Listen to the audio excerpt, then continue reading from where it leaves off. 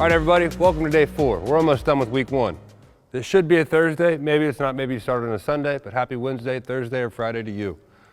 What we're working on now is we're going to actually add in an aerobic sense to it, meaning a little bit of cardio, okay? If you have stairs in your house, this is for you, or a stool. We're going to use this is a box, or this is perfect for what you guys probably have at home for a stool. Go ahead and stand sideways. What we're going to do is we're going to place the foot on the box. Now again, I talk about strong from the ground up. This is what I'm talking about. I want to spread my toes out like a fan. What I want to do is I want to lean forward, and where most people cheat on a step up, and it's okay if you do this day 1, is I'm going to pull my toes up on my back foot. Other way, pull them up. What that does is it eliminates the extensors of the toes so I can't push. I'm going to drive through this heel, all quad and glute, no pushing off the back foot. Go ahead and step down, go slow as you can. If you need chairs on both sides, that's okay. Whatever you need to use. So go back up, pull those toes up, push off that foot, tension to the quad and the butt, and go ahead and go down. Now day 1, week 1, if you have to do this, go ahead and push off that foot to get to this foot. You can use a step in your house, step outside, or a stool, or books stacked together. Just make sure they're solid books. All the way down, all the way up. Now again, you're going to try to do 15 to 20 reps each leg. If you have to break it up in between different ones, that's okay. In between your 3 sets, every single time, go ahead and stand up. What we're going to do is we're going to take our time, and you can use a chair or a person in front of you. I'm going to get down on my feet. Now again, I'm going to try to sit and get my butt to my heels. Now, a lot of you, if you haven't moved in a long time, will not be able to do this. Your quads are too tight, your tibs or the front of your shins are too tight, and also your ankles are too tight. That's okay. So what I'm going to do is if I have a partner or a person, they can gradually gain depth down, and I can help pull them back up when they enter a range of motion that's painful for them.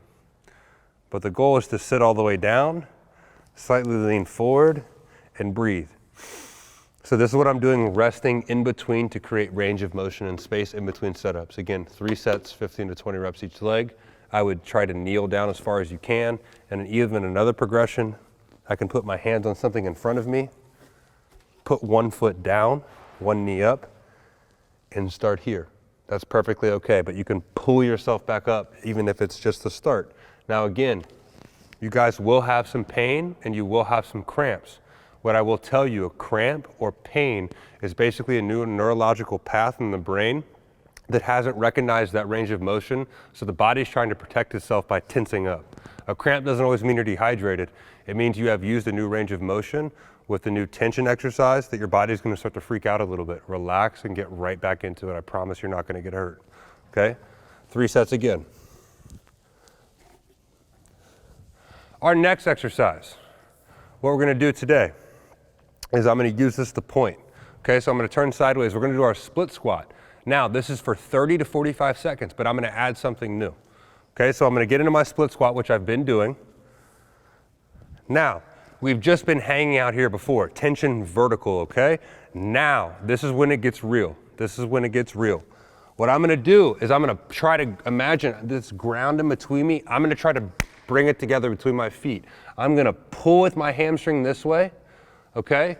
And I'm gonna push with this foot. So I'm basically pulling my feet together as hard as I can. As hard as I can. Just tucking that butt under myself. So again, pulling this way, pushing this way, trying to rip that carpet up and collapse it in between your feet. We're going to try to hold for 30 to 45 seconds each leg. Go ahead and rest. Now again, by creating tension and stress within the body, we're going to work on our range of motion and also decrease pain, which is the most important thing. Okay. The next exercise is stick rotations. You're going to take a broom, anything behind your back, put your hands under it. Now widen your base a little bit. Widen your base with your feet. Now all I'm going to do is I'm going to rotate side to side, trying to keep this hip as forward as I can. Rotate again. Now I'm actually pushing with this hand to create more range of motion through the lower back. I'm going to rotate again. Now I can add a little speed to this as I get better and better. You're working your obliques, you're working your lower back and your lumbar. So when I'm going this way, if I'm rotated this way, what I'm doing is I'm pushing this butt cheek or glute through this way. And as I rotate again, I'm focused on my left glute, okay? and rotate again. We're going to do this 25 repetitions to 30 repetitions each way. Go ahead and rest. In between your sets, as a superset, we're going to go ahead and sit down on our butt, on the stool, or a chair. What I'm going to do, what creates a lot of tension and pain in a lot of people is their tibs. You have a tib anterior and posterior. What I'm going to try to do is I'm going to spread my toes out. I'm going to keep my feet close together, and I'm going to try to get my toes to my knee.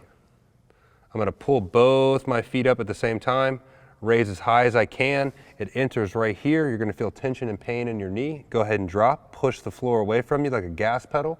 And then I'm going to pull my feet all the way up to my knees and push all the way down. That's 25 reps between each rotational set with the stick.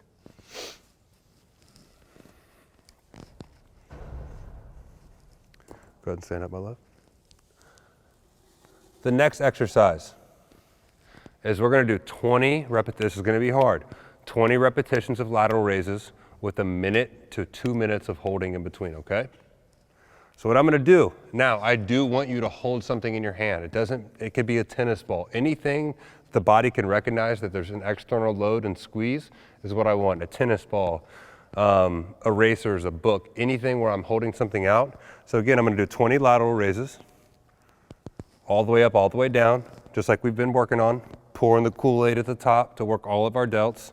And at the last time, after 20, I'm going to extend out and I'm going to hold for 2 minutes.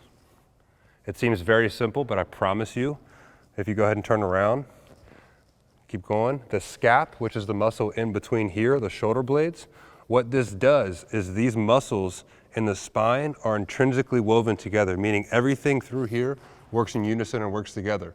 You can't just target one part of your back. But if I hold isometrically, basically the weak or the strong points, you'll feel in your back. So what I'm doing is making sure my scap is strong. So when I'm moving, everything that's coming down behind that is actually moving in unison and firing in unison, the patterns together, so we're not in pain. Go ahead and rest. Okay.